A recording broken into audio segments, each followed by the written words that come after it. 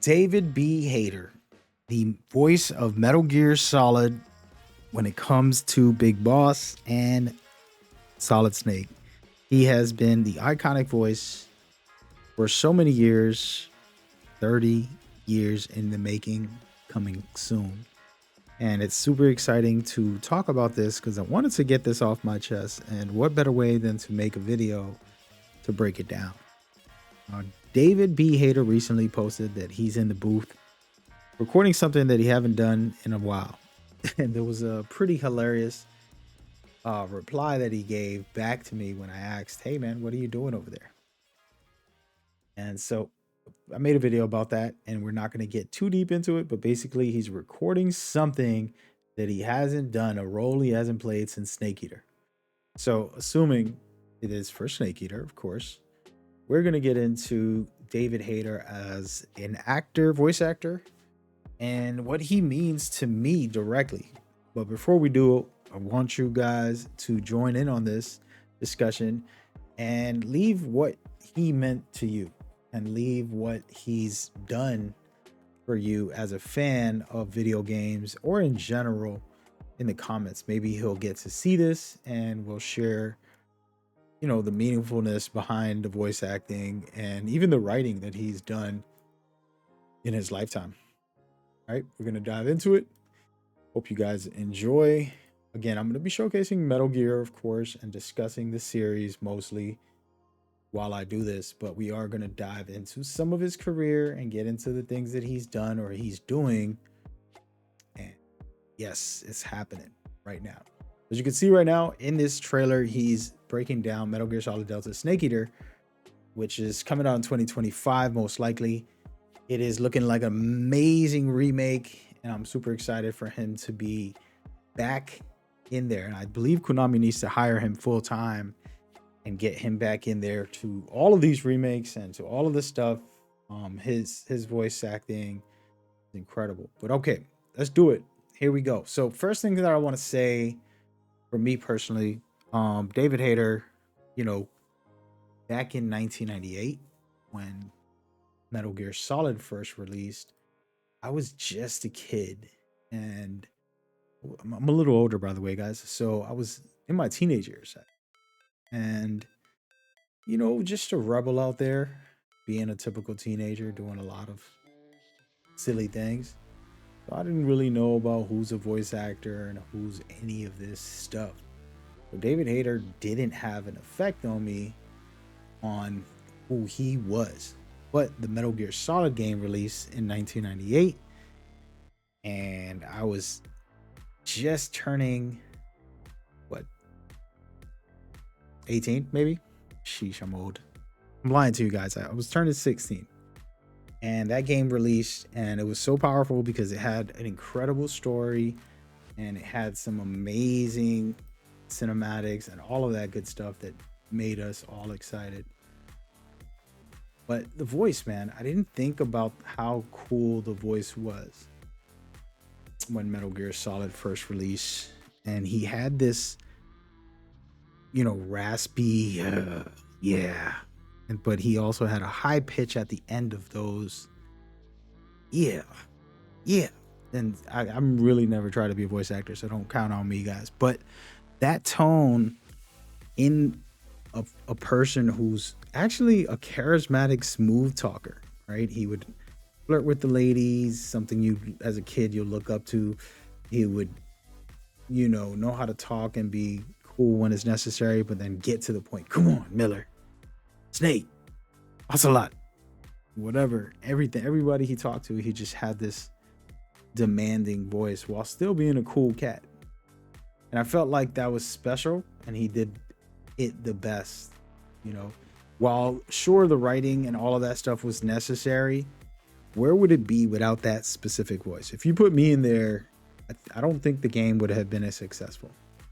And I love my voice. I think I'm a good voiceover guy when it comes to these videos. But as far as a video game, the average Joe would have made this game fail. So thank God that he came in and gave it its own personality and unique voicing, and it wasn't a mimic, right? Like It didn't just try to sound like one person. He blended a couple of different things that I personally loved in my personal experience, and excited to see, where does that go from here. And so we're gonna get into a little bit of all his roles when it comes to the Metal Gear series specifically, but that was the most intricate one. That game changed my life as far as the message, everything Snake was going through. There was something about it mirroring my day to day. I was out in the streets, being a little troublemaker, a rebel. I was inspired by living at the end of the game, where they tell you to live your life and go, breathe, like be a human. And I thought that was powerful, given my stakes and my current situation. And my father figure was pretty bad at that time. I mean, I was born bad with that.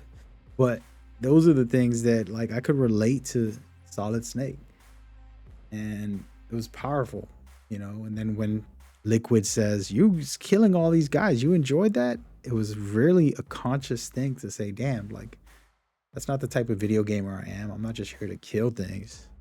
And it made video games more meaningful with those type of messages in it. And the way that Snake, aka David, delivered it was super extreme. Now, a couple years later, we fast forward 3 years to Metal Gear Solid 2 Sons of Liberty. And this game, to me, was the game changer, because Solid Snake was a mentor at this point, but he was a reluctant mentor, right? Like, sometimes you don't want to be the leader, you don't want to be the hero, but you have to. And I felt like that was the message when it comes to Solid Snake. You've seen him as the best ever, and we wanted to play as him, but we ended up playing as Raiden, a new Jack.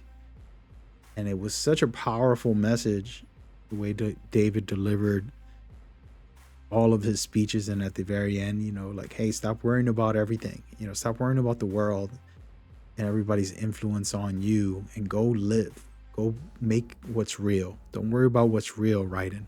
It was just a powerful thing for me.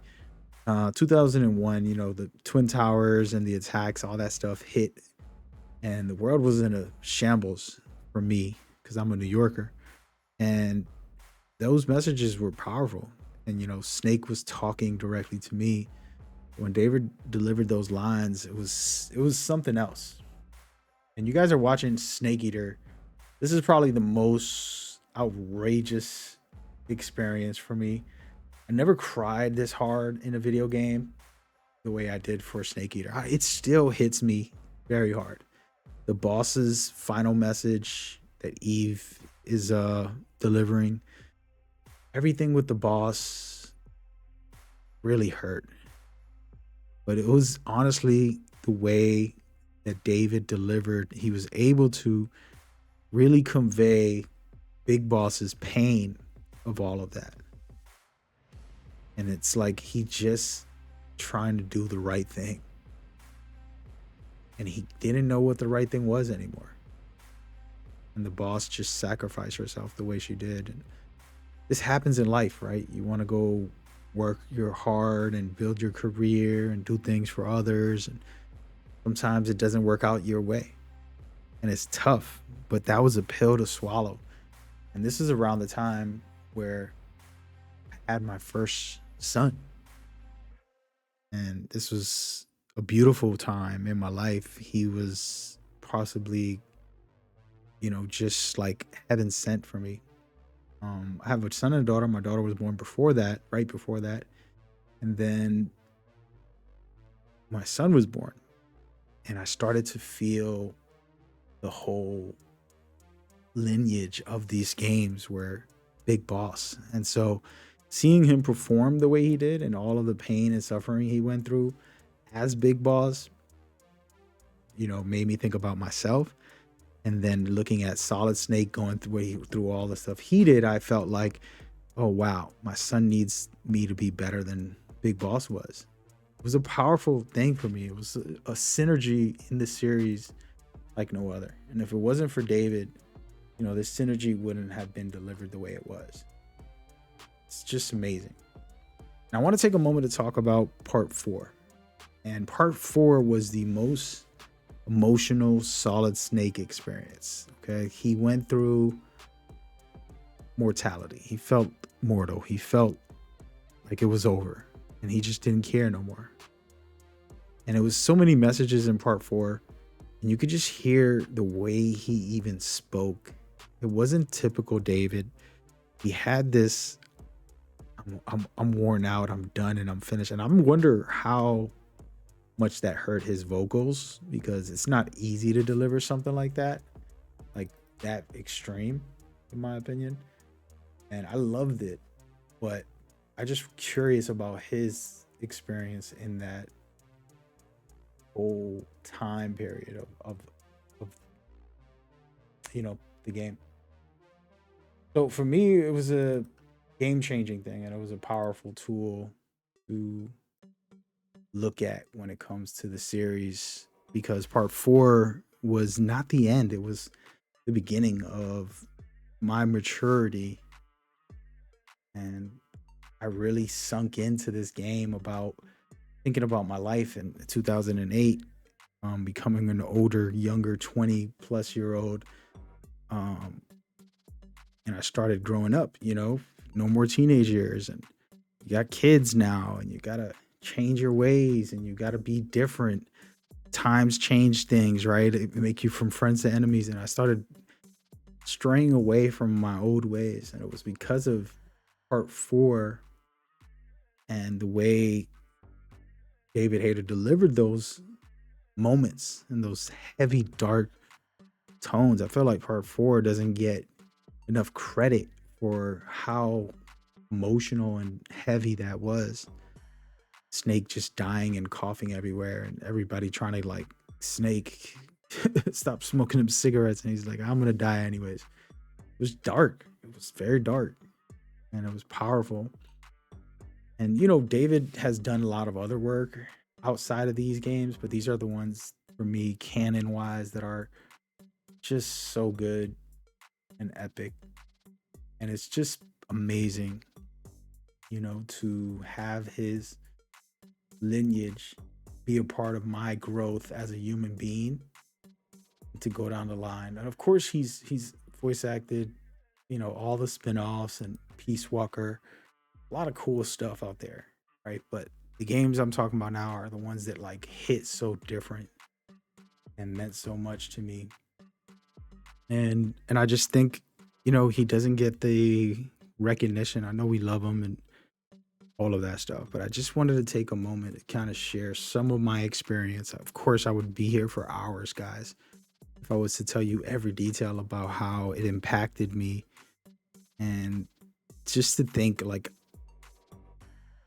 there's no one else that could have done it and kept it this successful. Just don't see it. And so it was like a match made in heaven. And the dark tone of part 4 actually had a positive ending. Meryl's getting married, Sonny's gonna get out to see the world. Raiden ends up with Rose. I mean, you couldn't paint a better, happier moment after all the darkness. And it was all because of David Hayter's sacrifice. And I'm grateful for that. And I'm grateful for him. And I'm grateful for us embracing this series, because it helped me grow into a better man. It helped me see my flaws, going out there and, killing people in the game, and the game telling you that's not okay. Be better. And David Hayter delivering all of these immersive experience with the character. And we saw what happened when they did Venom Snake. We're not going to get into it, but I do have clips of that because I'm tributing the series here.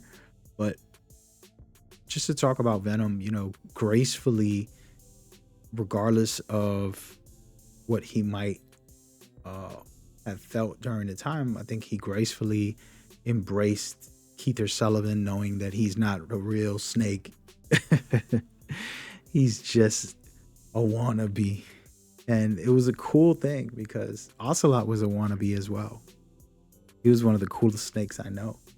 And David had the amazing performance with him, the grand finale in part 4 and stuff. And I just thought, man, this guy really knows how to deliver. He was truly solid. And I really hate the fact that that was a corny line. This is not a written script, by the way. This is my pure heart.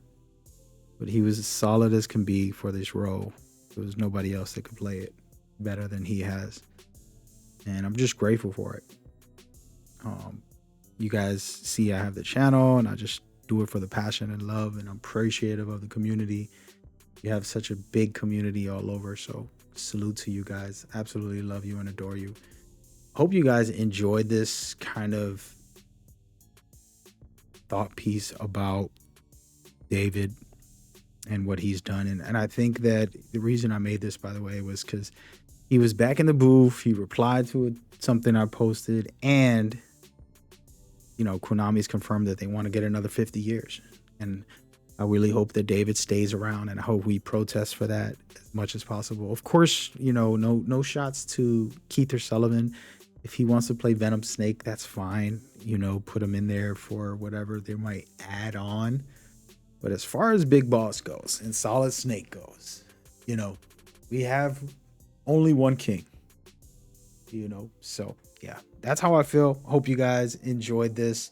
Feel free to just share your thoughts about things that you might have thought about or felt thinking about the journey in these 30 years plus years of this game, and specifically David Hayter's path to get here. Feel free to share it. I hope y'all enjoyed this one. I got a lot of cool coverage about different things with Metal Gear you should check out as well. See you there. It should be popping up now. Peace.